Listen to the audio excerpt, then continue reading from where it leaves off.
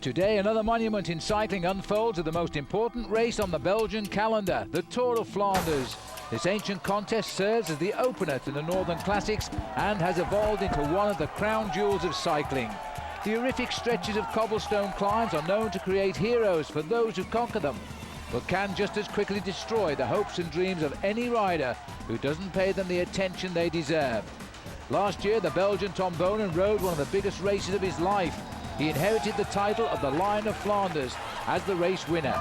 This time around, his arch nemesis is Italy's fast man, Alessandro Petacchi. He's out to spoil the Belgians' party and prove his worth. Discovery Channel's George Hincapie should once again challenge, and the American would love to add a major classic win to his already impressive resume. It's the high point of Flemish cycling. Cyclism Sundays brings you the 90th edition of the Tour of Flanders, next on OLN.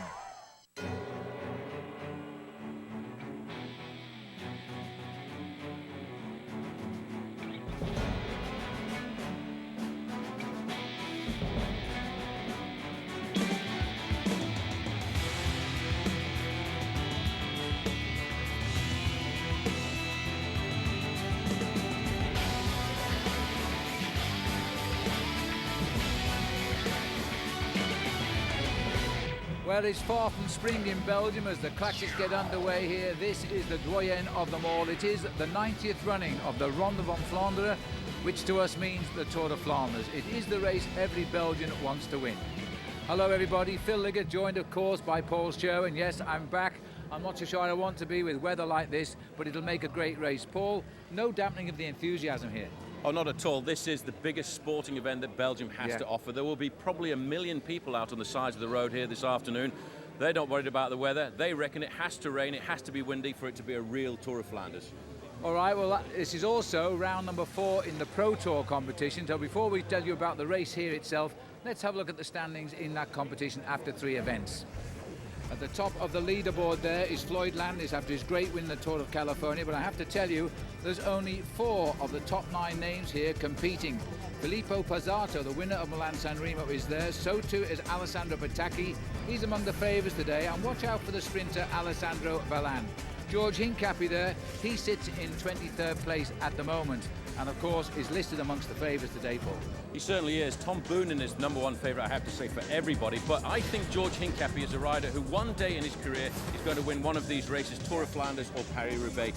He's got the body for this kind of event. He loves this event and he's completely and utterly motivated. Another man we have to talk about is Alessandro Petacchi. He's actually been to the Tour of Flanders twice before. He's never finished the race. He has vowed he's going to finish this time. And if he does finish, he won't be far from the winner's board. But you know, he's changed teams. He's got a new teammate, Eric Zabel. If Petacchi can't come up, friend or foe, I think he will be a friend towards the end. He will try and help Petacchi, but the serious thing is that if Petacchi can't do it, Eric Zabel certainly can. And if you want another Belgian name, the man who is one of the most consistent riders here at the Tour of Flanders, Peter van Petegem. He lives on the course, he knows the circuit. The Belgians would love him to win, but I wonder if he's not just a little bit too old. Well, we'll find out. One other name to remember too, Filippo Pozzato. He won well in Milan-San Remo, and if anything, this is a better course for him. All right, talking about the course, Paul, take us through it. Well, standard course, it's been the same for the last couple of years. 258 kilometres, starts in Bruges, a little turn up towards the sea, and then it's down towards the mountains of Flanders, and that's where the race really starts. It really gets very grippy down towards the end. We've got 17 sections of cobblestones, but of course, to me, it all starts at the Old Quaremont, followed then by the Koppenberg, then the 16th climb of the day. 2 climbs to go is the Mur de Grammont, the famous Mur at 16 kilometres to go. After that, with 12 kilometres to the finish, it's the Bosberg, and that's where the attacks are certainly going to happen.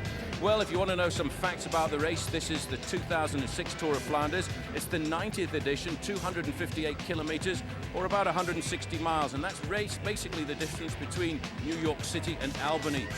25 teams of 8 riders, and there's 1 non-starter, making a total of 199 riders on the start line. And there are 4 riders who've won this race 3 times in its history: Johan Museeuw, Eric Le Mans, Firenze Magni, and of course, Achiel Buys.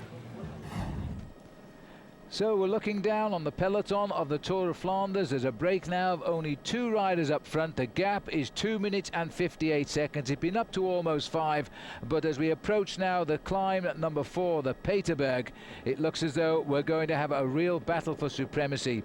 And you know, George Hincapie has lost one of his right-hand men for these classics today. Roger Hammond is out. It looked quite a nasty right knee injury. Fell on the cobblestones. Unlikely, I think, to ride now in Paris-Roubaix, and that's certainly bad for George. But the weather has changed dramatically. From the rain at the start, we've gone through the crosswinds of the coast. We are now heading towards the finishing line in very pleasant, warm spring sunshine. And I'm sure, Paul, the riders are pretty glad about that right now. Very glad about that, but look at this, the way the race is now starting to stretch out. These riders are taking the Paterberg very seriously indeed.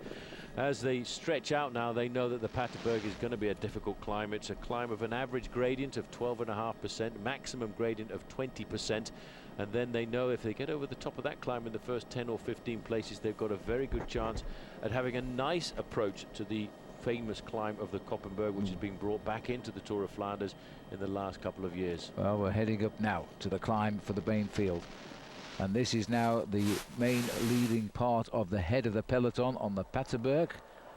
Good tempo riding being done. Bettini again trying to get in on the action on the right. He's been conscious of these at every climb, and he's looking after his team captain, the world champion Bonen. Look at this. Well, did you see that? He's just putting his hand down saying, come on, don't panic. We're in a nice position here. There's a long way to go in this bike race this afternoon. Just sit there. Let's take it easy. Bonen is looking very good there. Over to the left-hand side in the pale blue jersey is Eric Zabel. I haven't seen an awful lot now over the last couple of kilometers of Alessandro Petacchi. So it appears as if the Milram man from Germany is going to be team leader here this afternoon. Well, the big surprise could be Bettini, but judging by these pictures, Bettini isn't thinking of himself right now. We thought he was a real good chance of a win for himself, but right now he's looking after Bonen. Bonen's had good control of the field here. Further down, we've got Petacchi in the main field. George Hincapie is here. But remember that George will have lost a valuable teammate in Roger Hammond, I think, when he tumbled from the main pack of the race just about 10 or 15 minutes ago. The gap at 2:41. They're still not really chasing down those two breakaways. They'll come by default almost as the riders now come over the top of the Paterberg altogether. But you take a look at this. There's about 45 riders in the heart of this peloton. Although I do think, Paul, that little chase group got on the back of this lot. It looks as if the chase group has managed to reintegrate the peloton there. There will be a lot of chasing back all of the time now from here all the way to the finish as riders get dropped on these climbs and battle to get themselves back into the race and then get dropped once again. It's a scenario which will be repeated on another 13 occasions as these riders now go over the top of the fourth hill of the day. The very difficult climb of the Paterberg. They will now set themselves up for the very famous climb, the fifth climb of the day, the Koppenberg, which comes to these riders in around about 7 kilometers time, or just inside of 5 miles. Well, this is Bram Smits, who along here with the other rider up in front, Thierry Marechal, the only survivors of a 6-man breakaway which dictated the race. They got a lead of almost 5 minutes when they were 6th. They lost a couple on the first climb, 2 more on the second climb, and now it looks as though they are going to be caught by the bunch, who are closed into 2:41. And poor old Henk Vogel's here, who's had a flat tyre, and also he got a new bike because he had no gears earlier. He also had to give a wheel to Peter van Petegem, who's right at the front of that long line of riders. So the riders are through some of the early sections, but anything can happen. There's plenty more chaotic cobble climbs still to come, including the Koppenberg. That's next. Also coming up on today's Cyclism Sundays, we'll take a closer look at today's big favourite, the Belgian tornado, Tom Bonen. Plus we'll get you the latest news and plans for the Americans in the peloton as they prepare to race in this year's Tour de France. And the cobble hills of the Tour of Flanders, including the Muur de Grammont and the Bosberg, they await the riders today. And that's all still to come on today's Cyclism Sundays. Cyclism Sundays coverage of the Tour of Flanders on OLN is brought to you by Crestor. Visit Crestor.com and ask your doctor if Crestor is right for you.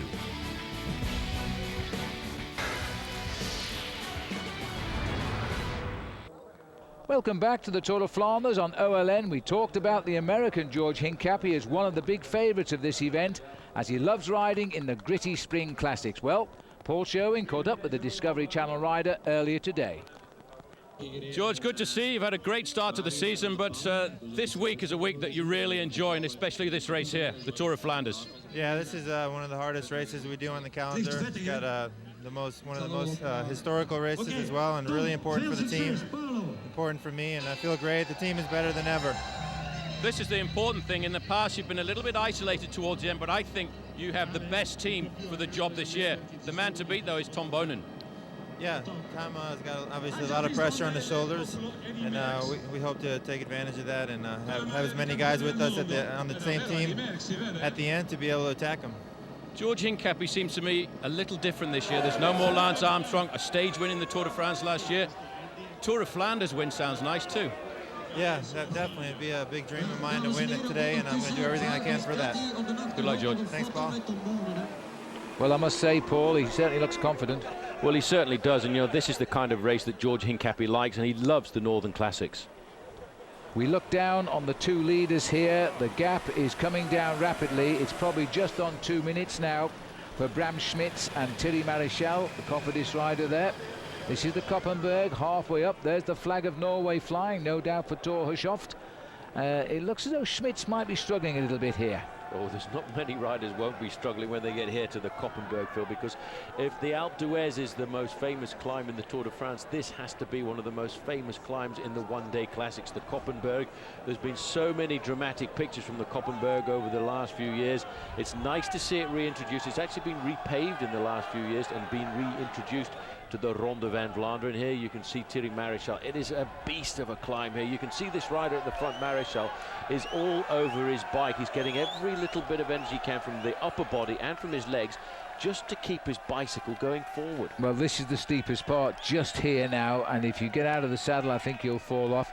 The biggest problem is your front wheel keeps rising off those cobblestones.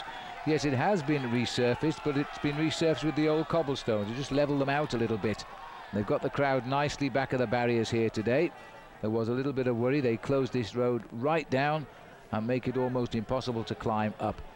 But it looks though Bram Schmitz just found his strength again as he gets back up there with Thierry Marichal. Now the peloton, and we've lost the time checks at the moment for some reason. They can't be more than 2 minutes behind now as they've regrouped to a pack of around about 60 riders. It's he who can ride stays with the leaders now, I'm afraid, because they're not trying to physically get rid of you. They're trying to expect you to try and just simply keep up or not. Tailwind up the climb, judging by the Italian flag. I don't think that's going to help very much at all, but this is a here. Great look at that. It's a strange wind here in Belgium, and right on the front, Phil, is the world champion. It really is amazing.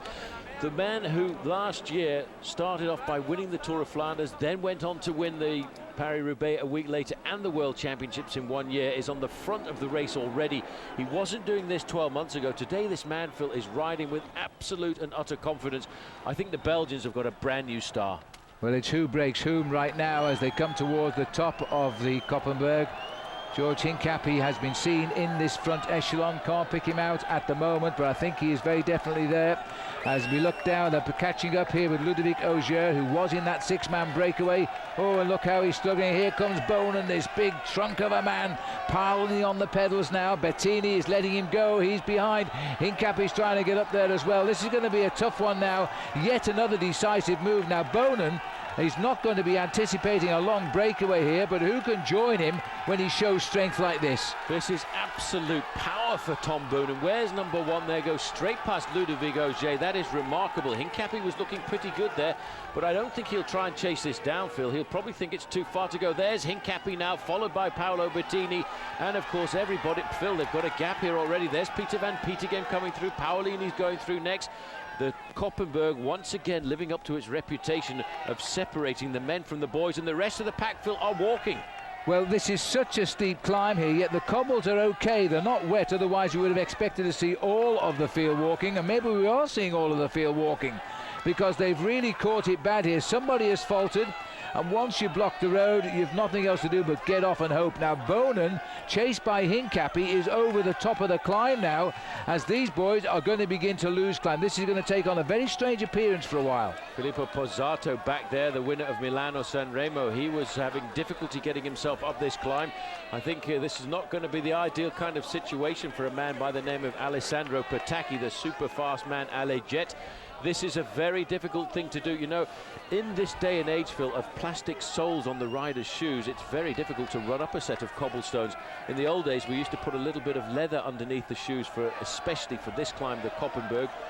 De Vita Monlotta having a problem at the side of the road. The thing is, the race is so steep at this point, you actually can't get going again on the bike once you stop. Well, I know that the cyclo-tourists come out here and they attempt to ride this on Saturdays. Well, they don't now because they have a ride here, but in the week, to see how far they can get up before they stop. They don't anticipate even crossing the top, and now you get some idea of just how steep it is. It's quite common to walk on this climb if you're at the back of the field, but today I think more than normal are walking. Well, it's almost a very similar kind of incident to the reminiscence of the 1970s and 80s, when we used to see only 7 or 8 riders getting by. In fact, it became a tactic with one team, the rally team, to get 3 or 4 riders in front of them. Then they would actually crash on purpose to block the road, and that was in the era of the great Jan Raas. The great Jan Raas, former world champion. As we're looking now at the riders here, they're in differing frames of minds, I think, right now. I think that was Henk Vogels again pushing his bike just underneath our camera. Well, these are the scenes on the Koppenberg with 72 kilometers still to go. Prove very decisive, I would think, when we get back up to the front with our cameras. We are going to see very few riders, if indeed anybody more than Tom Boonen. Maybe George Hincapie was seen chasing. He knew that this would happen today. And the look of resignation on some of the riders here on the Koppenberg. They're not thinking of being anywhere by the end of this climb, except perhaps in the showers. Well, that's Maddie Heyman going up there, the Commonwealth gold medalist. It really has been a major decider here again this afternoon. Phil, this is like looking at a Tour of Flanders from the 1970s and the era of riders like Freddie Mertens, Roger de Vlaeminck, and of course the great Eddy Merckx. And you can see riders shaking their heads in disgust. They will go home tonight with stories of how they really hate the Koppenberg and, of course, the Tour of Flanders. You get some idea there from the camera just how steep it is once it starts to kick up. These riders were left behind. They're coming through past the race director's car there, sort of, as they also falter and try to get the feet back in. Once you get your feet in, you can't push your way because the hill is so steep, you tend to slip off. And they've even got the assistance there of that tailwind. And it is a win now from the helicopter as the charge goes on across the town. It looks as though Hincapie's in that leading group as we've swung back here to the 2 leaders. Now they'll make a U-turn and come back up to these 2. These are the 2 men at the front, Thierry Marichal and Bram Schmitz, and they're being chased now by Hincapie among others. Welcome back to OLN's coverage of the 90th edition of the Tour of Flanders. This, the opening race of the Northern Classics. As good as this race is, one of the biggest races of the spring is next week. Paul. I tell you what, Phil, I've always loved Paris-Roubaix. I get excited before the start as if I was still racing, and it's all because of the hell of the north, the cobblestones that these riders have to battle over. Let's not forget last year it was definitely the big win for Tom Boonen just a week after he'd won the Tour of Flanders. And of course, George Hincapie was right up there in second place. He wants to win this race, and the cobblestones have got to be at the back of everybody's mind. So make a note of the special time next Sunday. OLN's in France for the grueling cobblestone streets of the Paris-Roubaix. Riders call this one, of course, the Hell of the North. Cyclism Sundays on OLN. Next Sunday at a special time, 6 p.m. Eastern, 3 p.m. Pacific, following the Davis Cup coverage. This is now the chase group, and they're still in pursuit of 2 riders here as they continue. A group of now 11 men. Tom Boonen there in second place. George Hincapie is in here. He's got 1 teammate with him in Leif Hoster. Hoster's finished second in this race a few years ago now, but looking for the possible win. He's got great form after his victory in the 3 days of De Panne. And they're catching up rapidly with the 2 men who were 6 down to 2 setting the pace. And 66 kilometers done. We're on the climb number 7, which is the Taaienberg. The Taaienberg, and there is the group now being led by a very confident, I have to say, Tom Boonen. Not too far away from him is Peter van Petegem. He's the man they'll have to watch out for when it comes down towards the end. There's van Petegem over on the left-hand side, followed there by Georgie Hincapie. In the group as well, Cancellara and Karsten Kroon for Team CSC. This really is rather scary, Phil, to see a group like this going clear at 66 kilometers to go to the finish. It's going to be a big battle. There's Fletcher at the back there in the orange jersey of Team Rabobank. And I would have to say that it's going to be very difficult for anybody to start catching up with this group if these men continue to work together. Well, this is an awful, leaves an awful long way to go here, and it's the big guns who have caused the split. The Paolo Bettini and Tom Bonan have been riding like 10 men just at the minute. This is a group now, which is Carsten Kroon. He's tagged on the back there just about, and I think joining there is I think it's Francisco Ventoso from Sonia Duval. It looks like number 66, yes it is, who's tagged on to the back of the group as well. There's the catch. Well, not quite, but they're only just round the corner. There they are, just around the corner. A little bit of encouragement coming up for these two riders who've opened up the race here at the Tour of Flanders for an awful long time. But being serious professional bike riders, they knew once they got to the section of the climbs, it was all going to come back together. It was just a question of who was going to be the first faces they would see. That's Hincapie on the front. This is a great opportunity for Hincapie this afternoon. I would have to say the one man he really does need to beat, though, is Tom Bonan, who has ridden up every hill so far, Phil, with so much ease. Well, here comes the what's left of the cavalry now. It is a very, very select group of chasers here. Leif Hoster of Team Discovery along with George Hincapie are in this group. One or two big names. Peter van Petergem, a former twice winner, is in this group. The world champion and defending champion of this race, Tom Bonan, caused the group to split, and they're now about to pick up those two riders in front. And then it's who can catch them, because really the big names in this race all of a sudden are at the front of it, and they're left with 65 kilometers to go. 1.5 hours of racing with these riders still at the front end of the main field. That really is pretty remarkable to see that action coming, and that's all to do with the acceleration of Tom Bonan and Paolo Bettini. There's the catch. We now have two more in the breakaway. The question is, where are the rest?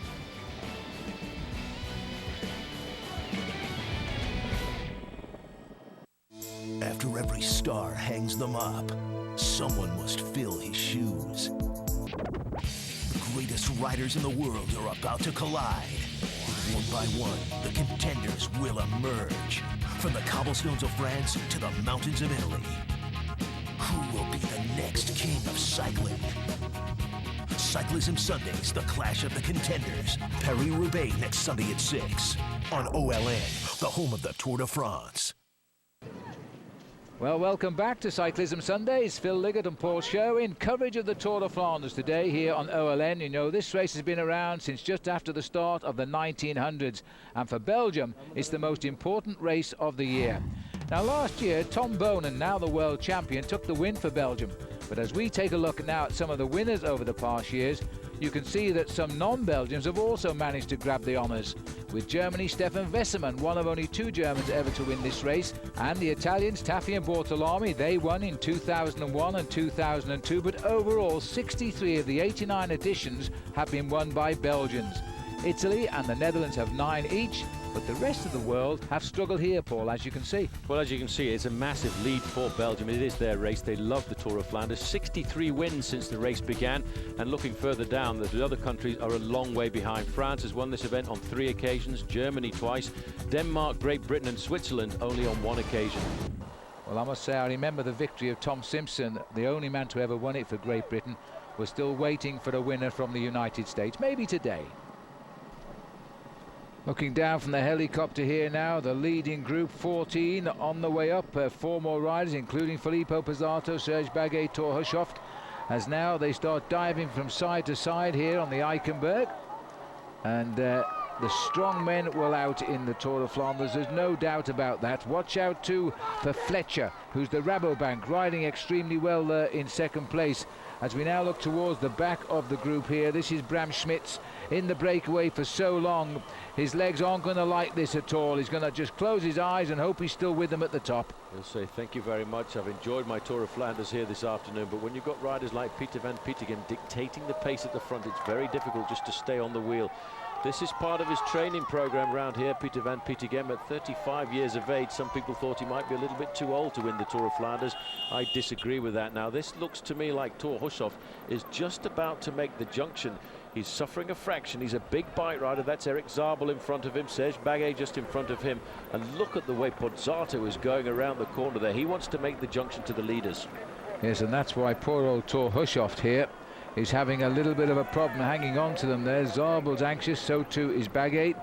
All the yellow flags there with the line of Flanders on them, waving madly. There's been a general distribution, I think, of those today to the crowd. And they're looking here at a Norwegian, the only Norwegian indeed to have won the green jersey in the Tour de France, which he did last year. The crowd very, very orderly for a Belgian crowd. They are exemplary today. Zabel moving up, Baguette, but it's Pizzato with this enormous strength. That's how he held them all off in Milan-San Remo. He just can't wait to catch them, and he's got his two big names up there as well. This is a huge triumph at the moment, tactically riding by Quick-Step. Well, from a few moments ago, making a tactical error, it's right back on top for Team Quick-Step, because I'm fairly sure that the man in the dark blue jersey there, Pippo Pozzato, is going to make the junction before the top. And look at these people. They're rushing across the road here to get a second glimpse at the Ronde van Vlaanderen. They come around that corner there at the top of the Eikenberg. A little bit of an extension. Before they used to go straight up and then turn right onto the main road, but now they've found another nice little bit of cobbles to extend this climb. I see that the teams have left one or two mechanics there with wheels. I thought one was already on the ground, but that was an optical illusion. Zabel is coming up towards the leaders now. This is turning out to be a race now of just 18 riders at the front as they all come together over the top of the Eikenberg. 61 kilometers to go. About an hour and a half of racing and still an awful lot of climbs. We've been over 8 climbs now, and there are still 9 climbs to go to the finish. That really did hurt a lot of riders, that climb of the Eikenberg. Erik Zabel caught out a fraction here. Not quite there, is he? He's not quite made it, but hopefully once they turn onto the main road, they will slow down a fraction and Zabel will make the junction. But he won't give up, you know, because Erik is a tough character. He never gives up, taking the apex of the bend the shortest way through. He's been unhitched by the attack of Pizzato on the climb there. He was so anxious to reach the leaders. There they are, just around that corner. Oh, it's so tantalizingly close. How many times in his career, though, has Erik Zabel been in this very position? In fact, he got rid of Thor Hushovd, who's coming back. He really should just let him on and they can work together. Well, if Hushovd makes the junction now with Erik Zabel, they've got a very good chance of making the junction with that leading group, because the other two, the two Quick-Step riders, Phil, they rode across the gap and they've just made the junction. But the group is only just around the corner. Look at the professionalism there of Erik Zabel. He, in fact, must have been listening to you, because he waited there, waited for Hushovd to get onto the wheel, and then accelerated, knowing that if he gives Hushovd just a moment to breathe, he will recuperate and be able to help him catch on. They should do it. There's the leaders swinging down. Nice little descent for them to slip through those gears, get the top one in, kick out of this corner. And then Zabel will look to Hushovd to give him a lift now as they come over that little rise. Should get back at 60 kilometers to go. Huge effort that by Zabel. Hats off again to him, because there they are on the hill as they go through. And in fact now doing the pacemaking, he's had his few moments of recess, is Thor Hushovd.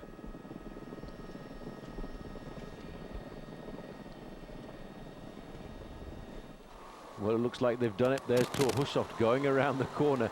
Just a fraction of a slowing down in that group there, and they've managed to come back. Good ride, Erik Zabel. There he is, 168. Today he's going to be the leader of this team, and Alessandro Petacchi for the moment is nowhere to be seen.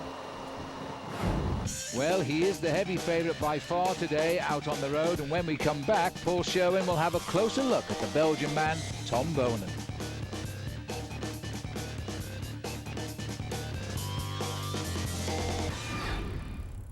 Lower lens coverage of the 90th edition of the Ronde van Vlaanderen, the Tour of Flanders. Now, last season, Belgian Tom Boonen took the win here and never looked back all year.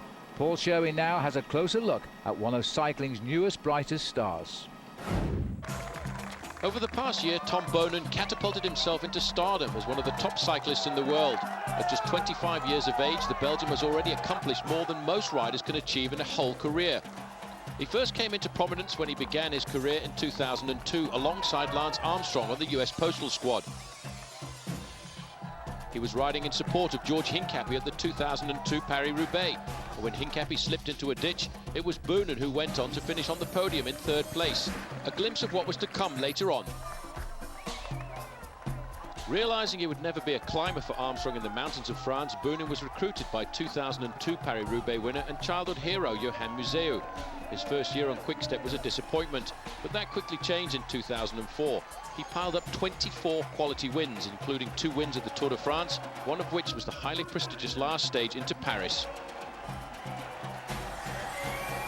When Museo retired at the conclusion of the 2004 season, the torch was passed to Boonen.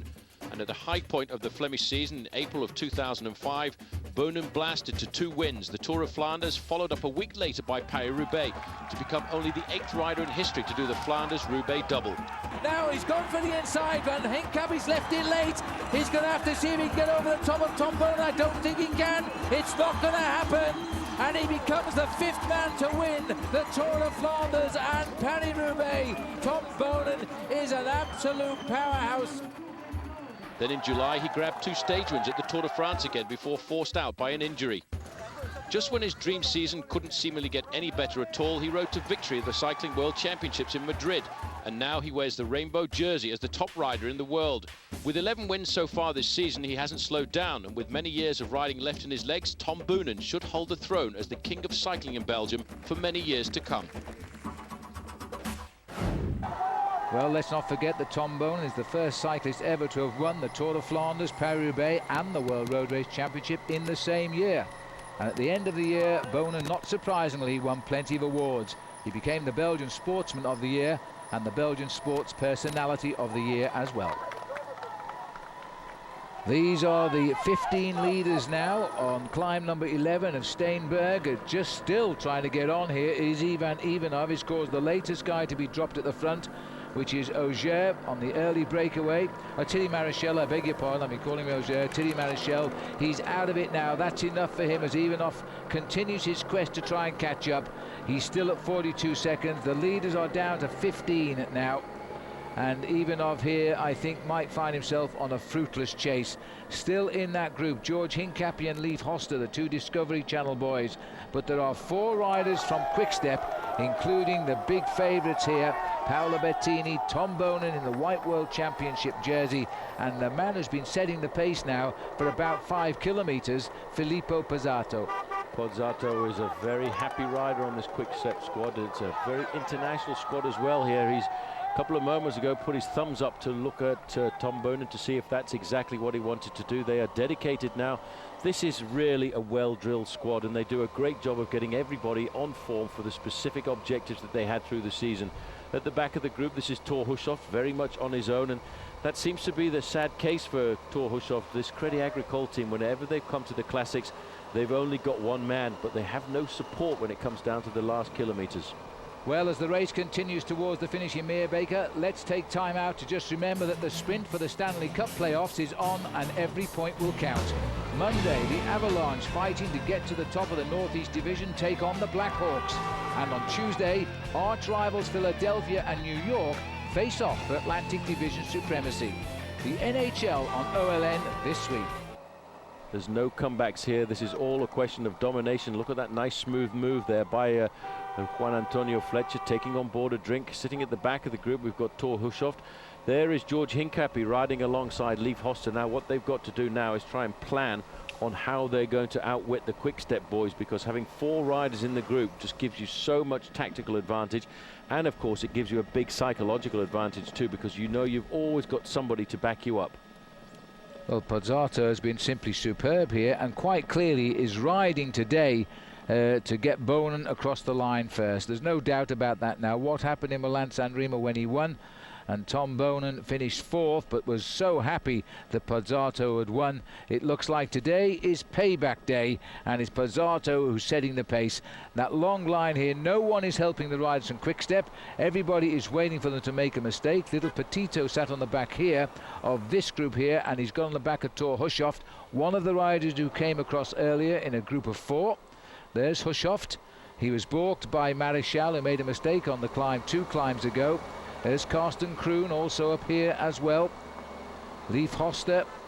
And in this group, big George Hincapie riding wisely towards the front, I think. I think he's just obscured by the car at the moment. There's the Olympic champion, Paolo Bettini. Another little pocket dynamo just charges along. Well, Bettini this morning at the sign-in, in fact, told all of the Belgian crowd when he was asked who's going to be the leader of the team today, he said, well, it's got to be the big man. But he's the kind of rider who is so talented. If tactics plays out towards the end, he could ride away to a very comfortable lone victory. But I wonder if he will dedicate himself to Tom Boonen. He knows how much Boonen wants to win here in the Tour of Flanders, especially with the World Champions jersey on his shoulders. And as I said a little earlier, we do have to go back to 1975 when a world champion last won this race, and that was the famous Belgian Eddy Merckx. This is a little bit of service at the back for Torhushoft.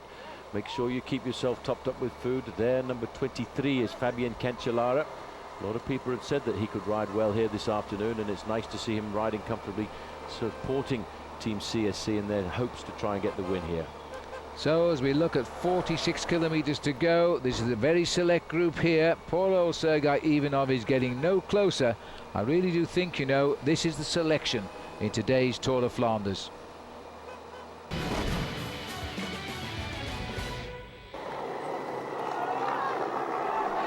We are looking at perfection here from Team Quick-Step as we now search for the climb of the Leberg hill number 12. Philippe Pazzato has got himself back on the front. Serge Baguet, the champion of Belgium, but also Quick-Step. The world champion Tom Bonen in the white jersey, also Quick-Step. The other one is the Olympic champion Paolo Bettini. He's the fourth in line. Torhushoft hangs on to the tail of an exclusive group now. 15 riders here, and still he's out there, but losing ground, I'm afraid. Sergei Ivanov, the Russian champion, slipping back now to almost a minute, but he won't give up. Well, a minute, that is almost a kilometre at speeds like this, and it's very difficult for one man to come up against a storming group at the front. Just by the way, Filippo Pozzato is third overall in the UCI Pro Tour, and if he gets a place in the top 4 or 5 today, he could be the overall leader, and that would be not defending his own chances in that Pro Tour, because here he isn't even thinking about the Pro Tour. He's thinking about a win for Tom Bonen. This race stands in its own right. It's one of the great classics here in Belgium.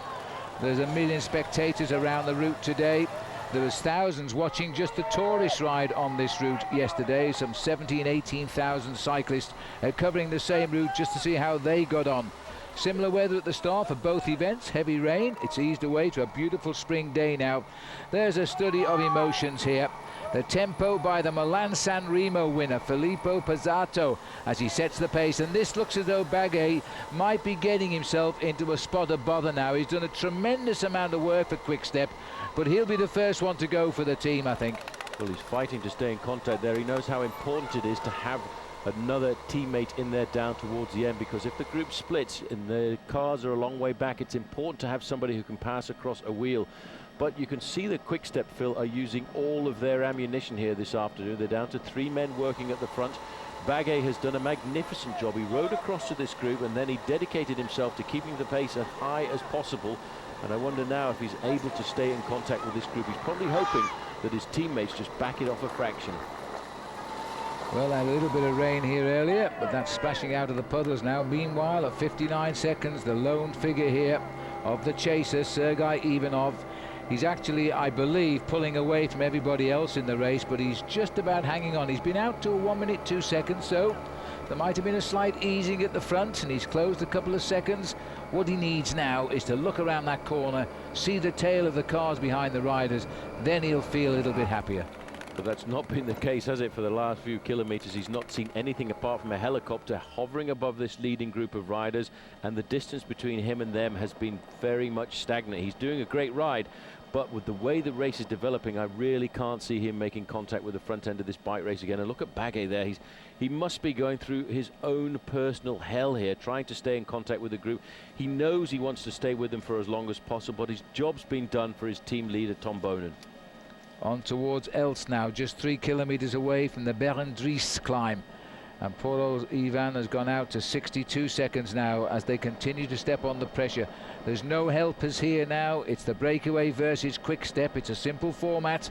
The national champion of Belgium, the world champion is here, the Athens champion is here from the Olympics. They're all on the same team, and the winner of Milan-San Remo is the man doing the pacemaking. Unbelievable.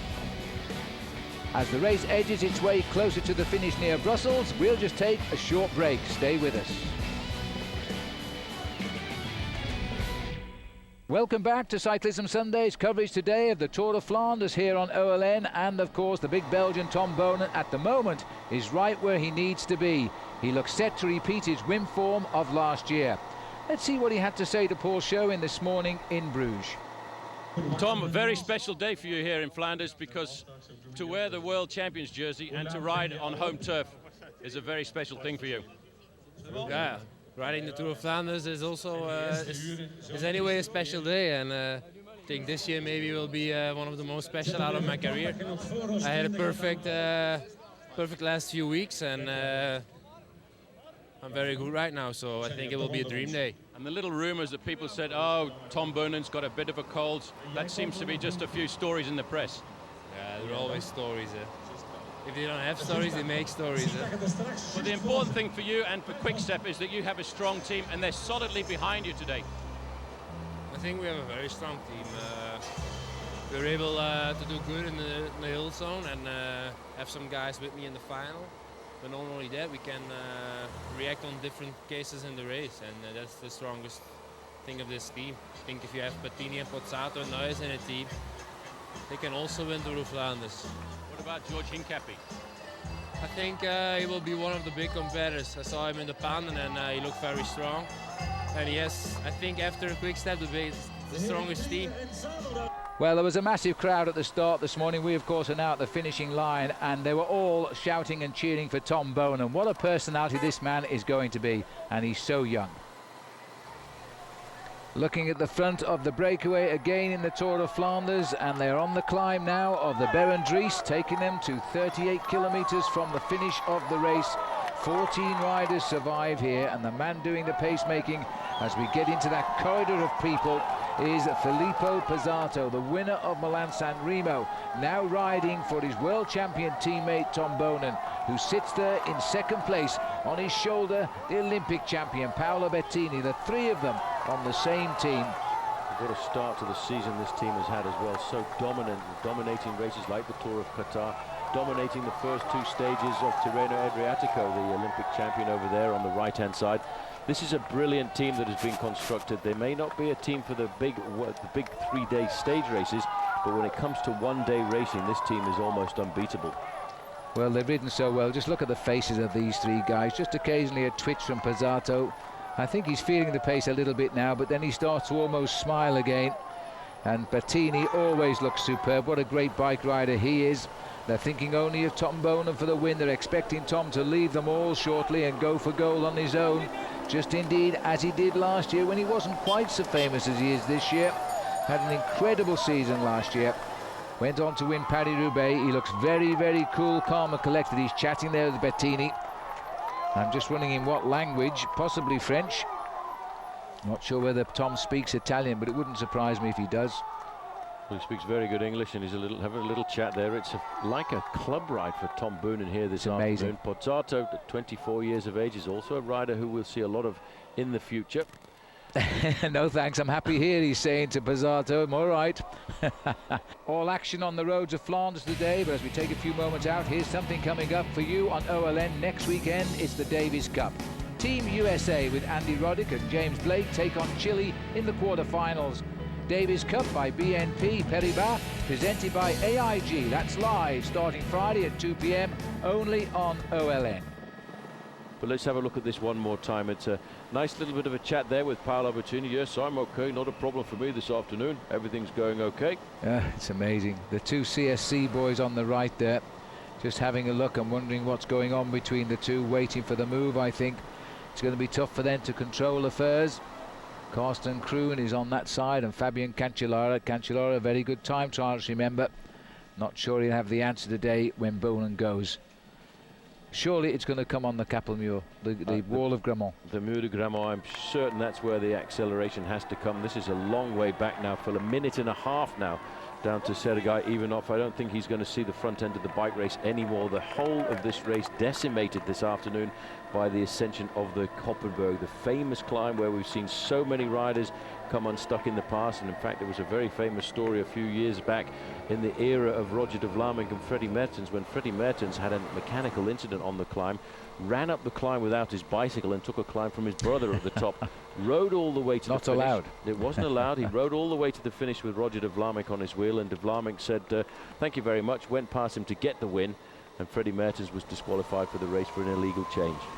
Yeah, that's sad, but that's bike racing for you. We're looking at the Tour of Flanders here, and this is a breakaway of 14 riders going ahead of the field now. The nearest to them, Sergei Ivanov, at 1 minute and 25 seconds.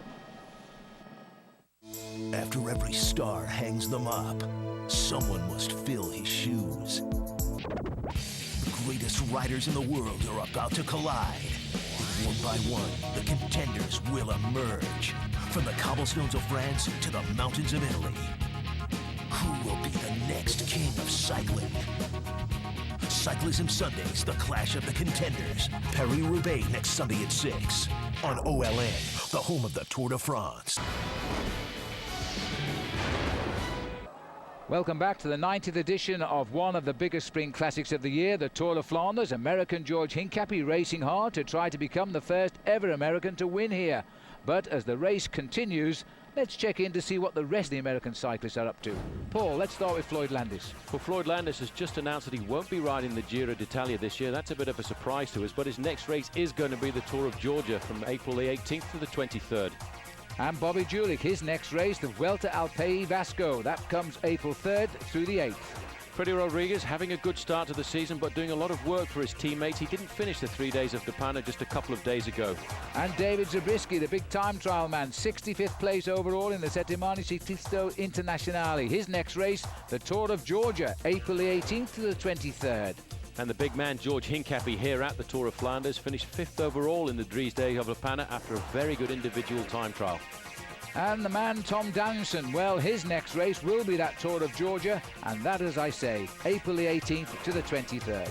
Chris Horner had a very good start of the year in California. His next race is also going to be the Vuelta al País Vasco, just in a couple of days' time, from April the 3rd to the 8th.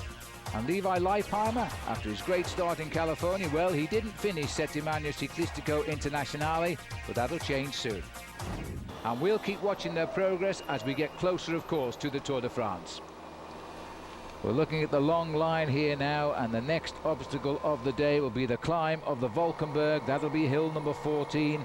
And there's no change in the composition of this breakaway. 14 riders under the escort, as they have been for kilometres now, from Filippo Pozzato. But they're using an awful lot of ammunition and energy in this move here, Phil. They are dictating the pace, but all of the riders behind for the last 30 kilometres or so have been getting themselves a pretty free ride. Such is the confidence in Tom Boonen that he can ride away from this group down towards the end. That's Fletcher down on the left-hand side there for Rabobank, riding on the slightly smoother part of the course. This is the Valkenburg, 12.8% at the steepest part, and only an average gradient of 8.1%. Let's not forget these guys have been in the saddle since 9:30 this morning, and that's an awful long time because we're now looking at around about 4 o'clock in the afternoon local time. Yes, and these are the decisive movers. There's nobody, we're hearing nothing about anybody coming now.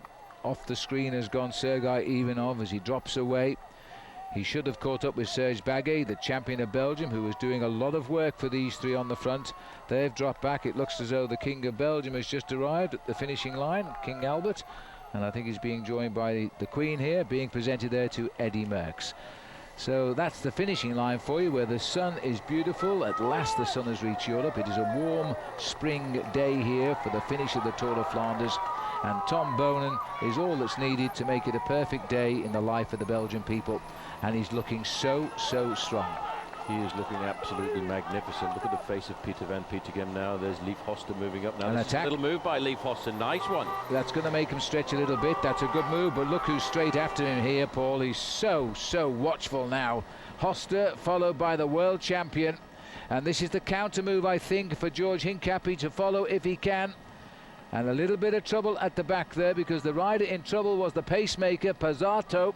That could be a good move by Hoster. They may have shaken him off. Well, they've shaken off Pippo Pozzato. This is a very nasty little move here coming from Leif Hoster, putting a bit of pressure now on the quick step. The man who's making the effort behind is Peter van Petergem. Well, this is tremendous, a move by Hoster. He's found his best form since he finished second in this event. He won the recent 3 days of Depana, not too far away from here on the coastline of Belgium. And Hoster got his second place 2 years ago in this event. The same year he finished 12th in Paris-Roubaix. Now he's already had a second in Kuurne Brussels Kuurne earlier this year, which is a small classic here in Belgium. And he's got his victory in the 3 days of Depana. So he's an obvious choice to send up the road. Looks like Cancellara is the man coming across the gap. It's definitely a CSC rider, and this could be bad news for our man Georgie Hincapie, because for Hincapie he's being caught in the counter attacks. He has to be very attentive now. Boonen has decided, Phil, with 32 kilometres to go, that this is the move to follow. Well, I'm not surprised, but Hoster extremely determined. It's Juan Antonio Fletcher who's setting the pace at the other end, but Boonen's realised there's a gap and he's going to work with this one. He's gone to the front. Hoster's going to have to grip on his teeth here now, and that's proved too much for Cancellara. Well, that's a good move there, and it was all started by Discovery Channel. They've tried now to put the pressure on Tom Boonen. Tom Boonen says, you can't do that, I'm feeling good here this afternoon. And they again have got the tactical advantage, Phil, because in the defensive, in that group behind is Paolo Bettini, who hasn't done an awful lot of work there. He's been kept in reserve just in case something goes wrong here. Discovery Channel now have taken the race by the horns. They've got a slight gap there of around about 100 metres, and there's no organisation at all in the chase. Well, as we look at the finishing line here, the arrival of the King of Belgium to make the presentation at the finish. I think this might be the first time he's done this, King Albert II, who's come here. And he's going to be toasting a Belgian winner right now. Either one would be a Belgian winner. Hoster for Discovery Channel or Boonen for Quick-Step. And Boonen, once he senses he's got a gap, he's just going. He's unleashing that enormous strength here. Well, he's not too worried at all, but they are being nailed back slowly but surely, and he might be using a little bit too much of his confidence in a move like this here, Phil, because they've only got about 30 or 40 metres advantage, but he's decided that's not a problem here. I'm the world champion, I want to win this. He's taken a page out of Johan Museeu's book in saying, well, it doesn't matter. When you attack, just go for it. Tom Boonen, Leif Hoster, two Belgian riders racing to the finishing line where the royal family has just taken their places in the grandstand. 31 kilometres or 20 miles to race, and you saw, by the way, Cancellara had to sit up and go back. He didn't have the upper level of the speed of Boonen. Well, that was Paolo Bettini there in the defensive in second place, swinging onto the wheel of Fabian Cancellara there. He wasn't too worried about that. He wants to give the advantage to his man. Now here's a move there. There's a big acceleration going. And that's a bit of a surprise here, because somebody now has decided to go across the gap. No, I didn't quite catch who he went there, but it had a horrible shape of Filippo Pozzato, but I can't believe it was Pozzato who just went down that offside of the road, but we'll find out in a second or two. 30 kilometres from the finish. This race now is very much under pressure by two Belgian riders, Leif Hoster of the Discovery Channel and Tom Boonen, the world champion, clear of the breakaway at 74 kilometres an hour, almost 50 miles an hour, and they've got 30 kilometres left to race.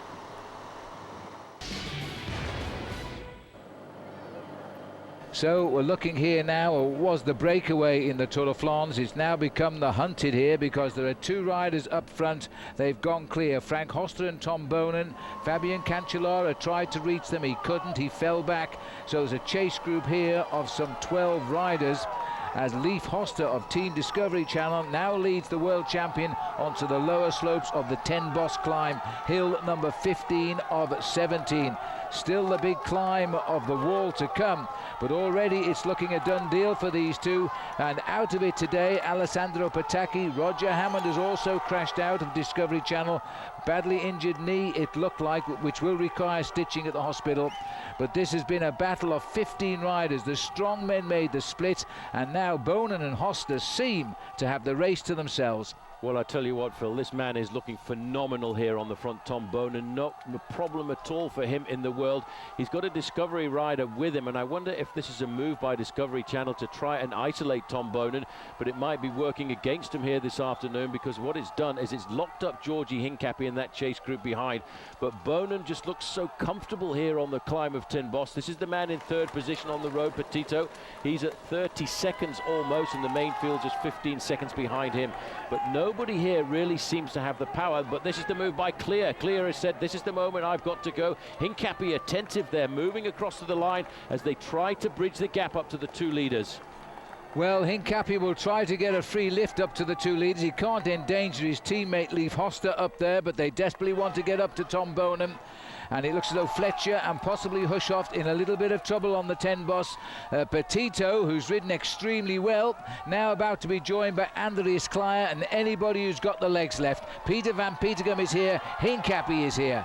Peter van Petegem lives not too far away from this climb. This is his climb. Look how cool and calm The little rider from Quick-Step is there, Paolo Bettini. Hincapie riding nicely now in a bit of a defensive role, but he might be able to turn this to his advantage, because if they nail back the gap, then Hincapie's in a great situation to launch the counter-attack. That's Hincapie in third place. Petito has been picked up, and this acceleration on the Ten Boss here, Phil, has caused an awful lot of damage to this group. This is Hushoff and Fletcher, but they're at the back of the group.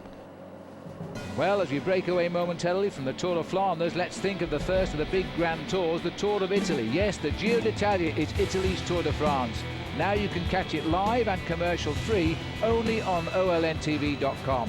OLN and Cycling TV have teamed up to bring you live streaming video of the Giro. Also catch other world-class races throughout the cycling season. Sign up today at olntv.com. Look at Bonen here now. These two are working together. They must work together. It at least reduces the odds to 1-on-1. And Leif Hoster reliving his great days of 2 years ago when he finished second in this race behind the German Stefan Wessermann. We didn't really know much about him then, but again, hats off to the shrewd manager of Discovery Channel, Johan Brunel. He's kept him on through thinner times, and this year it's all going so well for him. But you have to admit, he's up against a powerhouse today in the world champion, and the odds are against him. The odds are very much against him, because when it comes down to the sprint, nobody this year has really been able to beat Tom Boonen in any sprint in almost any country in the world. He's won races as far away as the Arabian Gulf in the Grand Prix of Doha, and of course completely dominant in the Tour of Qatar, a race where he won 4 out of 5 stages and the overall classification as well. And he walked away with stages at Paris-Nice, but this is what he really enjoys. He enjoys the one-day classics, races like the Tour of Flanders and of course Paris-Roubaix. This is the little climb just outside of Brakel. Many of the riders who come around this part of the world know this climb. They'll turn left up at the top, and then they've got around about 6 kilometers to go to the climb of the Mur de Grammont. There in the car, you just get a little glimpse there of the man who for many years was a great teammate of Johan Museeuw, Wilfried Peters. So as we look at the chase group now, down to 8 riders, 2 riders are clear by 56 seconds. The rest are spread over more than a minute. The next stop for these riders will be the wall of Gerardsbergen, and then will they split up? Right, well, it's time for a break, but stay with us. Plenty of more cobble climbs to come before the finish of the Tour of Flanders.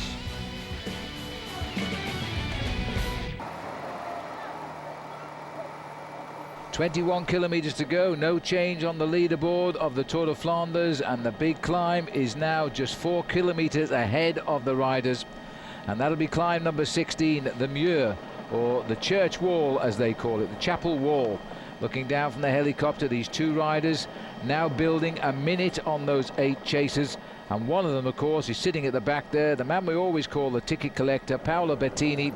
He's not going to help anybody now chase down his teammate up front. Neither's George Hincapie, so of the 8 men there's only 6 left to do the work.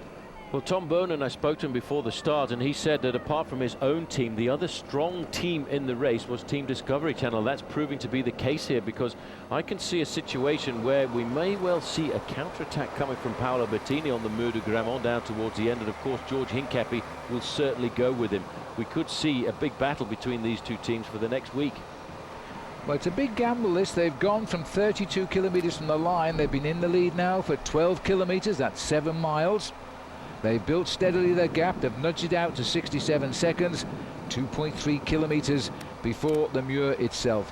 And it's a real tough climb, slightly altered these days as we nip around up different routes. Every bit as hard, of course, and as Paul will tell you, he's walked up this one.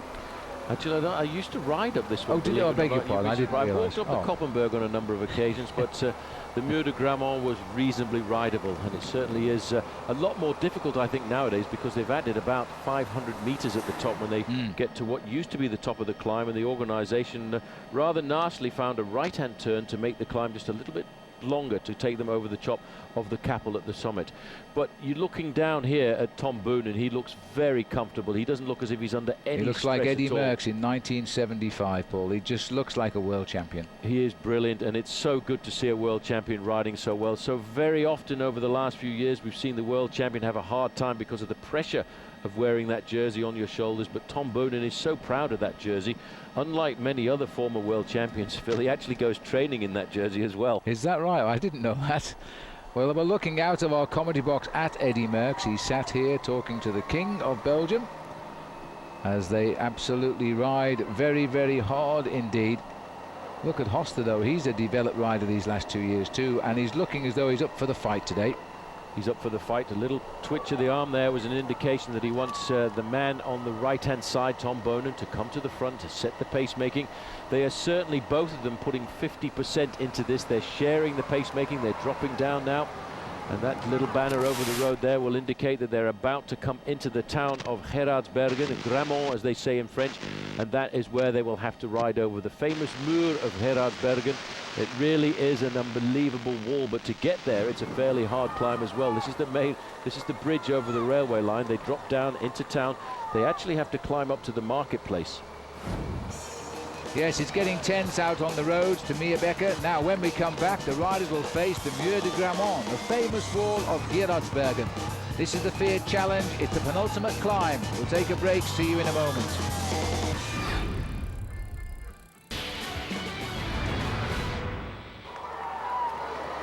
The two leaders in the Tour of Flanders, a minute 16 is the gap. Now this is the last real big test. Will he go on it? Tom Bonen starts the pacemaking up towards the summit. This is probably the hardest, certainly the most romantic of the climbs in the Ronde van Vlaanderen. Just over a kilometre, that's the left turn, flicks with the right, and then we head up the wall. This is the marketplace, and there's a fantastic party here. If you ever get a chance to come and see the Tour of Flanders, there's a big screen there. You can sit outside and have a couple of beers and watch the bike race come by, and then get back inside to see the finish on the TV, because the TV is going to take you for the final 16 kilometers. Look how hard this climb is. The world champion at the front there is out of the saddle, just trying to keep his bike going forward. Sorry about the little bit of picture breakup, but these are live pictures from the Ronde van Vlaanderen. And there you can see the wind. It's a slight tailwind for the riders. Leif Hoster now riding sensibly in second position. I think he knows he's slightly weaker there than Tom Bonen, but we haven't yet got to the steepest part. This is a very steep climb here, the Muur de Gramont. The maximum percentage is 22%. And they haven't got there yet. And it's cobbled, of course, as they make the climb. You can't get out of the saddle. I think you'd probably fall off your bike. So with 700 metres of cobblestones as well, I have to say that Leif Hoster looks pretty cool sat there. He's not under any pressure. I wonder if Tom Bonen's got a little bit too much confidence in those legs, having just said you can't get out the saddle. Look at Bonen. Well, he hasn't got to the really steep part. The nasty part of this climb is when they take this right-hand turn there. Then they will start to wind their way around the chapel at the top, and that's when the road starts to get just that little bit tougher. But look at the time gaps at the top, 1 minute and 23 seconds. Nobody's coming back to these two men here this afternoon.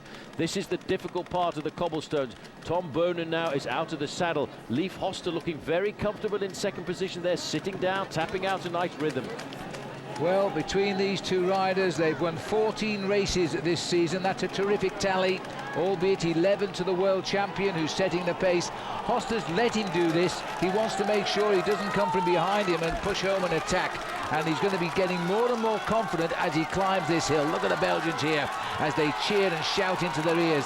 There's the summit. That's the little extra as we swing off the main climb up towards the chapel on the top of the hill. And Tom Bonen looking every bit as determined. The line of Flanders on the bike, the line of Flanders on the flag. Could be seeing the birth here of a new line of Flanders, the way he's ridden this race here this afternoon. Phil, he is eating this climb up. There's no problem at all here for Tom Bonen. And I have to say, when you think about this climb, it is a very nasty climb. It's 1,000 meters of climbing, but I tell you what, it's 22% at the maximum point. It's an average gradient of 9.2%, and it levels off just a fraction once you get up to the summit. But these two riders are not going to duke it out here. They're going to stay together, because I think tactically that is much more sensible for Tom Bonen to have an ally over the next 16 kilometers. Tremendous noise from the crowd on the climb here as they push their way to the summit now. They've worked together on the slopes of the Kapelmoor. Unbelievable. There's the chapel on the hill over the top now. One more climb left in the Tour of Flanders, and two men here still together, and on that climb they've added more than 20 seconds to their lead. Well, I tell you what, it was a good day for the King of Belgium to come out and see the bike race, because there are two riders leading it, and they're both from Belgium. Leif Hoster in the dark blue jersey from Team Discovery Channel. In the white jersey there, the man who is the champion of the world. This is the next group, and they're an awful long way behind. Andreas Clear doing a lot of work, just sitting in his slipstream. There is Paolo Bettini. Hincapie looking very comfortable, but I wonder if Hincapie will have a go here. He's looking over his shoulders. I think he just might. Well, this is a big decision time for these riders now. They won't want this big group to be carried to the finish. We've already lost off the back. Petito's just slipped away. The others are pretty much glued together here. Now George is going to make the effort. Has Bettini got the legs now? He's been riding all day for the man who's up front. He may have used his energy. Andreas Clear grips his teeth there. And Karsten Kroon hangs in, so too Cancellara. Here comes Cool Hand George as he rides the climbs. Nothing selling us how he feels on his face. Look at that. Done a bit of damage to the group there, but you've always got in attendance Paolo Bettini. There's Balan coming through, Cancellara, Karsten Kroon, Roberto Petito there in the lime green jersey of Leaky Gasville, paying for the effort of trying to go clear. But Hincapie is enjoying this climb here this afternoon. He wants to get rid of as many men as he can for the last 16 kilometres of racing. Well, first to go is Cancellara. On the tail there is Karsten Kroon, but they've gone over the back, only just unhooked. They should get back, time to unload the weight up front, as Bonen now takes a good look there at Leif Hoster. And I don't think Hoster's going to portray any sign of effort. I think he's going good. This is Eric Zabel on the climb now with Fletcher. Well, Fletcher's there. Look at the face of Fletcher. It's a face of absolute and utter pain. If you ever get a chance to try and ride this climb, it is a very difficult climb. It is unforgiving. You have to keep the effort on all of the time. The two leaders now, Phil, have got a minute and a half advantage as they're on the early slopes of this final climb of the day, the climb which is called the Bosberg. The Bosberg is a maximum of 11%. It's around about 700 meters of cobblestones, very smooth cobblestones, and then it's all flat to the finish. Two riders still lead the Tour of Flanders, as they have done since the 32nd from the finish kilometre. We're now 14 to go, and the chase group is down to 6. Things are looking good for Belgium today. We'll take another break, but up next, the finale, the cobble climb, and the last chance to make a move. It's the Bosberg. Stay with us.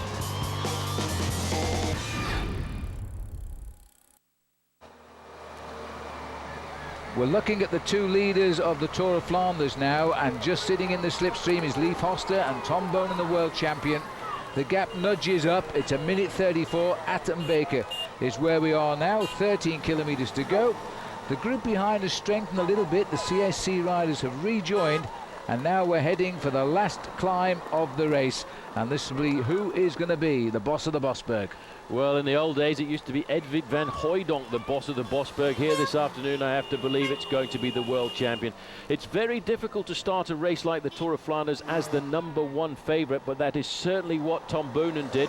A little chat there to the man who used to be his former teammate. In fact, it's Dirk de Mol in the team car here this afternoon. Just having a quick look at the face there of Tom Bonen. They were the team that originally discovered him. Couldn't keep him on board because they focused much more in those days on winning the Tour de France, and what a loss that has been. But they've been admirably replaced him with this shape here of Leif Hoster, who's doing a great job, and they caught everybody by surprise. And after all, it was Leif Hoster, the man who made this move. Well, Hoster has only won 7 races in his career, which began back in 1998. As we look at the graphic here for the last climb of the day, 11% at its steepest point, just under a kilometre. But he's had second in Kuhne Brussels. Kuhne, he's finished second in this race in 2004. It's time he moved up to the winner's podium, but the odds have to be against him. This is the Bosberg, and there goes Tom Bonen. Does he? Is the reaction? He's trying. He's just getting out of the saddle. I don't think he's going to get rid of his man Leif Hoster here. This is a climb of 1.3 kilometres, average gradient of about 5%. The maximum is just at the bottom of 11%, and there's 400 metres of cobblestones as you get up towards the summit. Bonen is not trying to get rid of Leif Hoster here. He's quite happy with the situation, because I think he'd be quite happy with Leif Hoster assisting him to get to the finish, and the gap is still expanding to 1 minute and 36 seconds. Tom Bonen, though, as the #1 favourite before the start, has lived up to that reputation, but now he's got to make sure he can stay with Leif Hoster to the finish and lead him across the line. Well, a huge crowd here. Many of them, of course, know this course inside out. They've seen the race a number of times today. They've made it to the Bosberg to see them for the last time on the hills of Flanders before we dive for the finish in Meerbeke and Ninove. 12 kilometres, a minute 40. That's a winning gap for sure. And Leif Hoste, to me, is every bit as good as Tom Bonen today. We might be in for a surprise result. Well, we could be, but you know, it's very difficult to try and beat a world champion who's got a sprint like Tom Bonen. You've just got to do the arithmetic. When you look at the number of wins Tom Bonen has had this year, Phil, he's had 11 wins to 3 wins of Leif Hoste, but Leif Hoste's wins have been the overall win at the 3 days of La Panna and a stage in an individual time trial. When it comes down to sprinting, I don't think anybody in the world can rival Tom Bonen now, except a man by the name of Alessandro Patacchi, and he's a lot way back. If indeed still in the race. No news at all about Patacchi. We've not seen him. He did try to make the split. We did see his face at the front. Then it was all gone. And Tom Bonen, remember, who broke this race up with a superb attack which whittled it down to just 15 men. He's now followed the wheel of Leif Hoste to take him up there. Wilfred Peters there. Last word of advice perhaps from the Quick-Step team car as the main chase group here now on the climb of the Bosberg. Last chance for somebody to launch an attack from here as well. I think these guys now, Phil, are just on the defence. There's Georgi Hincapie in the dark blue jersey in the middle, but the time gap is stretching to a huge proportion, 1 minute and 44 seconds. The 2 riders from CSC sitting on the back, Cancellara on the right-hand side, Carsten Kroon wearing number 25. Petito has recovered a fraction to pull himself back into this race, and Paolo Bettini must be wondering whether or not he can finish it off and get first and third on the podium at the end of the day. Well, nobody making a move, and that is a sure sign they are very, very tired and they don't have the confidence. There is a little move at the front to try and stretch it out. I think it's coming from Clear, but it's not going anywhere, is it? Andreas Clear trying again, but he's pretty much covered by George Hincapie and Paolo Bettito just waiting there. They are having a fairly easy ride as Bettito lets the other riders in the break come by. Oh, Carsten Kroon reading that one, nipping round quickly as the field begins to break up just a little bit. Alessandro Ballan in the pale blue and pink jerseys there of Team Lamprey, doing a good ride. He was a big pre-race favourite here this afternoon, but it just goes to show once you let the gap go in a race like this, it's very difficult to nail it back. Back with the 2 leaders, 1 minute and 40 seconds. Tom Bonen, the world champion, looks absolutely superb here, and what a magical finish it would be for him if he can cross the line with the world champion's jersey on his shoulders. Well, he's sitting there as solid as you like, riding on the hooks of the handlebars, which was exactly the style of Eddie Merckx 30 years ago, exactly the style on the handlebars. And looking to the right here now, Hoste doing the same, leaning onto that wind. They know now the challenge is here around them because the group will not come back. 1 minute and 40 seconds is the gap. That is enough as they run inside 10 kilometres or 6 miles from the finish. As nobody attacked on that climb, it's a pure pointer that there's nobody with the legs left after a very, very exciting race today. 15 riders really sorting out the main part of the race. It all started a long way to go. It started around about 80 kilometres to go, and that was on the slopes of the Haut de Quaremont. The man who set out the pacemaking there was this man, Tom Bonen, already looking very good. These 2 guys, it's nice to see that Leif Hoste, Phil, even though he knows he's probably going to get beaten in the sprint by Tom Bonen, is still prepared to share the pacemaking. And look at this speed, 64, 65 kilometres an hour. That's over 40 miles an hour after 6.5 hours in the saddle. These 2 riders, Leif Hoste and in the lead at the moment, the world champion Tom Bonen, are heading to Ninova and they're not going to get caught. Blue skies ahead, a little bit of a rain cloud, but hopefully it won't come over our way. Shadows still on the road here with the sun high in the sky above these 2 riders. 6.5 hours again in the saddle today for them. There's been a little bit of reaction from the great break, has there? Yeah, well, it's not going like anywhere if there has been. Peter van Petegem. Yeah, and Paolo Bettini doing the marshalling job. Paolo Bettini follow everything here this afternoon. He wants to make sure that if this group does sprint it out for 3rd place, he's the man who's going to cross the line in 3rd place. He's got a very fast finish himself on 2 stages, the first 2 stages of Tirreno Adriatico. This is a little bit dangerous here. You see that black line down the middle? It separates the 2 pieces of concrete. A lot of professional riders call that the Death Valley because it's so easy to get your wheel caught in that, and that's why sometimes you'll see the riders flick the bike across there just to make sure they don't get caught in that. But these 2 riders now are getting slowly but surely closer to Ninova. One of these 2 riders, Phil, is going to win the Tour of Flanders here this afternoon, and I cannot believe that Tom Bonen, who wears number 1, is going to get beaten. Well, I'm not so sure, Paul, because Hoste to me looks as though he is actually riding extremely well. And I think if I were a betting man, I'd bet on both of them. Best to cover your costs, absolutely, because I tell you what, the man who has the fastest finish is Tom Boonen, but it is very difficult in a two-up sprint. You can make mistakes.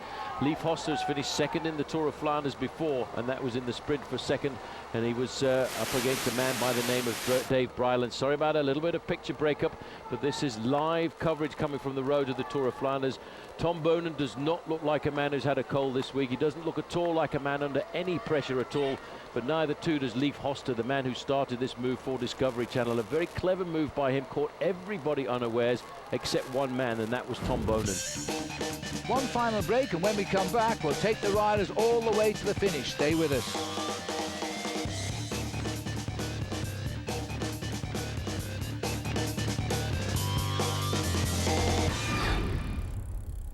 IAA CREF, financial services for the greater good. 5.6 kilometers, the Tour of Flanders races to a conclusion here for the 90th time. This is the chase group, and they are now 1 minute 46 behind Tom Boonen, the world champion, and the pace again being done by Leif Hoster. These two riders appear, from what I can see, equal on strength today. We might have a surprise result. Hoster for Discovery Channel, or will it be the world champion for Quick-Step? Each of them have done their fair share of pacemaking. They haven't looked at each other. They haven't said, you can do it if you want to win. They just got on with it, and the result is a gap of 1 3/4 minutes. So this is now just 5 kilometers to go, Paul. There's no more hills left. Boonen, look at the determination on his face, doing long turns at the front. But you have to say, when Hoster comes by, he does the same. Look, he's so anxious to get there. Leif Hoster, very powerful rider here. You can see him coming by, but it looks to me as if the pedalling strokes of Tom Boonen are just that little bit more supple. The indication that he's got the ability to accelerate when it comes down to the end. Leif Hoster, not really a great winner in the sport of professional cycling. He's had a great season so far this year with 3 wins under his belt. But when it comes to that explosive magic, the man who wears probably the most beautiful jersey in the sport of professional cycling at the moment, the rainbow jersey of world champion Tom Boonen, he, to me, Phil, has to be the fastest. We're now into the small town of Denderwindica, which is not too far away from Ninova. Once they come out of this town, they're going to turn onto a very long straightaway of about 3 kilometers. At the end of that straightaway, they'll see the Flamme Rouge, which will indicate there's not too far to go. These two guys are so anxious to get to the front right now, and as soon as Boonen felt a little bit of slacking of the pace, he's gone straight through to lift it again. A flotilla of cars behind them. Whichever way you look at it, this will be win number 64 for Belgium in the history of the Tour of Flanders. It's only a question of which one. Hoster had a little look over his shoulder there to see if there's anybody coming. Well, there's no one. 1 minute 48 is the gap. This is the race now for the victory, and who will take, sadly, a second place. Hoster launched the attack to put them here, but Boonen is the anticipated man who will finish it off. 4 kilometers to go now for these two riders, and there's nothing between them. Strength for strength, these men are almost equal, but look how Boonen there has just put his gear down a fraction. He's trying to loosen up the thighs. This has been a very long race, 258 kilometers, very cold towards the start. It all comes now down, Phil, to the last 3 kilometers, and the man who's got the calmest approach to the finish line. I was wondering there if Boonen was planning to try an attack and wipe out Hoster and win alone. Here comes Wilfred Peters again. Little bit of advice. They took a big stare at Leif Hoster. Remember, you can't talk in the wrong language because Leif Hoster understands English as well as Dutch, so they can't cheat in that respect. Not that I'm calling it cheating, really. 1 minute 49 is the gap. We're just over 3 kilometers from the end. Will Hoster try another attack? Because I'm not sure they want to take this to the sprint. Well, they're going to have to take it to the sprint because, you know, the man on the front, Leif Hoster, does not, I don't think, have the acceleration to get away from Tom Boonen. Look at the face on Tom Boonen. Let's not forget, Phil, he's become such a star in this country. He's actually left Belgium to go and live in the south of France, so he can concentrate on just one thing in his life, and that's riding a bike, being professional, living, eating the sport. That's all he does. 3 kilometers to go. We're looking now at around about 4 minutes left of racing. I don't think there's going to be any funny tactics down towards the end now. There is the King of Belgium and his wife, Queen Paula. They have come out on a great day here to see the finish of the Tour of Flanders. He's a great supporter of the sport. He's sitting alongside Eddie Merckx, the former king of cycling in this country. Now I think that mantle has been passed across to the man there who wears number 1. Well, he'll have to win a few more races before that happens, Paul, but he's certainly gone a long way today. As Tom Bonen now, he starts the big favourite, and when you are the big favourite, it is so hard to win. But he's ridden the race of a champion. He's done all of the early attacking. Hoster tried to outwit him. Bonen didn't let him out of his sight. He chased him. What would have happened if he hadn't reacted to the attack by Hoster with 32 kilometres to go? He might have seen this other Belgian ride away alone. Now they ride side by side. They're looking up the road at the 2-kilometre bridge. Then they'll see the 1 kilometre. Then there's a right turn. Then it's a slightly uphill sprint, which has ruined the hopes of many. But there's a little shot of the finishing line for you now. There is Patrick Lefevre, the manager of Tom Bonen, waiting for his arrival. I wouldn't go and speak to him if he loses. Well, I tell you what, he's not a driver in the team car anymore. He said he can't take the pressure, the stress of these final few moments. That was when he was the team manager for Johan Museeuw. He's getting a lot of stress here right now as well, because he is wondering whether or not his man, the man for the future of Belgian cycling, Tom Bonen, is going to come out with the win. It's a great situation to be in if you're the world champion. How confident must he be, Phil, with 11 victories so far under his belt this season? He must think nobody's going to beat him, and that's sometimes how you make mistakes. Well, there's a split at the back too. 4 riders clear at 3 kilometres to go there. They've gone off our camera, but they're 4 men chasing 3rd place. As we go back to the leaders now, it looks as though they're going to take it to the line to decide it. Nobody has tried to sprint away. Remember, it wasn't far back down this road where Bonen raced a victory last year on his own. I think he's found his measure with Host today. It's a question of who's quickest in the last 150 metres. And it's a very strange sprint here as well. When you come into the finishing town of Meerbeke, you take a right-hand turn at about 400 metres to go. This is a corner at 1.5 kilometres to go. Bonen leading them around there in first place. But the climb up to the finish line, and it is after 258 kilometres a climb, is very difficult to judge. Now is the moment, and you can see Tom Bonen saying, come on, come to the front, you lead out. Now this is rather strange. Now this is what the tactics are all about. This is the track stand now, and this is going to be side by side. This is going to be a nervous few moments now. Bonen is shaking his head and saying, if we do this, the boys will be back up. And Host is going to gamble and say, well, then you go and I'll follow.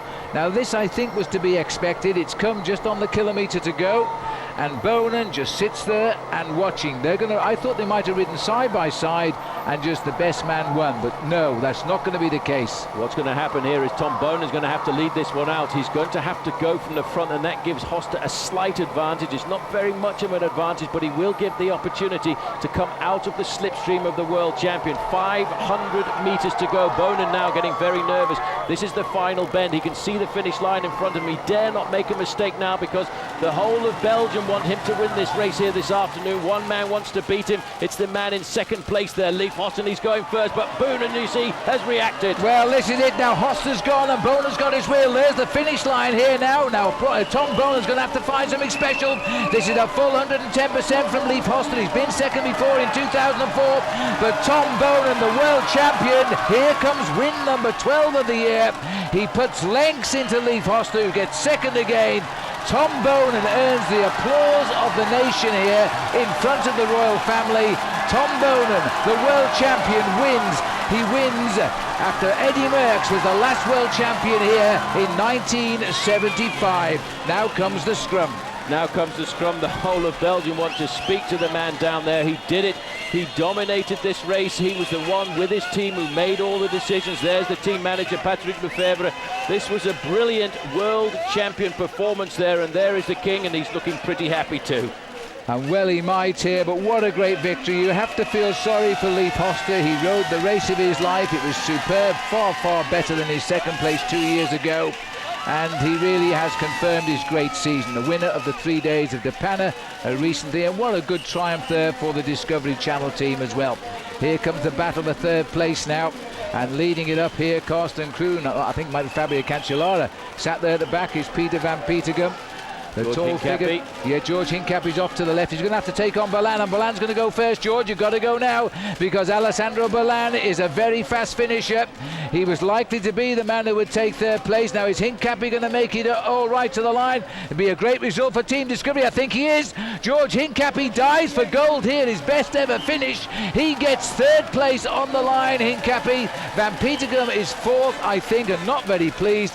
I think he feels George might have edged him over a little bit. What a great result for Discovery Channel now. Well, it certainly was. This is Leif Hoster. This was the move. He had to do something special if he was going to get away from Tom Bonen, but there was no outwitting Tom Bonen here this afternoon. Phil, look at Bonen straight onto the wheel, waits for a moment, gets his composure. He knows the wind's coming across, and he just goes straight by him. This is Andreas Clear now trying to get himself a good place in the top 10. This will be the race for 7th place, but Paolo Bettini's coming through the middle there and looking at the shadows. Oh yes, Bettini just got it on the line. Petito might have butted in, but he didn't get the place. So 7th place. There's the grin now of a man who is on top of his sport, on top of the world as well, champion, on top of the 90th Tour of Flanders as the winner,